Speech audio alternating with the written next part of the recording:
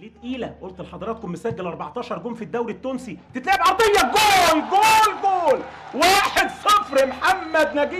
محمد نجيب يغيب ونجيب يا محمد مع النادي الاهلي 1-0.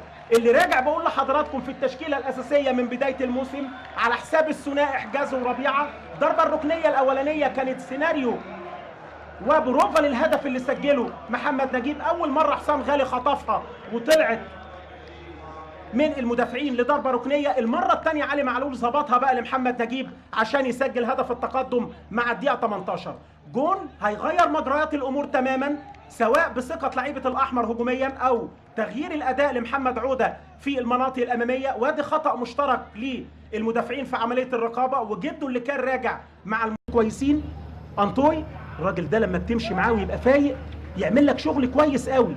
انما هنشوف عرضيه حلوه جول. ايه العرضيه دي؟ مش ممكن يا فتحي. ظبطت مع فتحي خلاص. عبد الله السعيد العبقري، عبقري يا عبد الله يا سعيد. عبد الله جمهور الاهلي معاه سعيد. 2-0 بعرضيه في منتهى الجمال والروعه وتحرك مثالي لعبد الله السعيد عشان يجيب الجول الثاني. ثنائيه اهلاويه حلوه بقول لحضراتكم.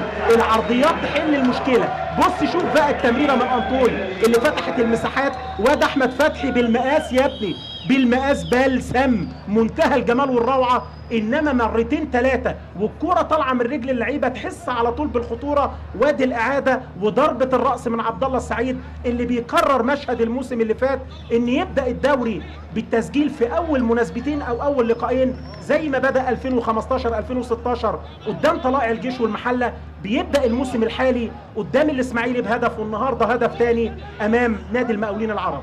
تتلعب الكوره عند محمد ناجي جده. محمد عوده هيتصرف ازاي الوقت اللي جاي اللي هتصعب عليه المهمه تماما مع مجريات الوقت اللي جاي بعد الهدف الثاني.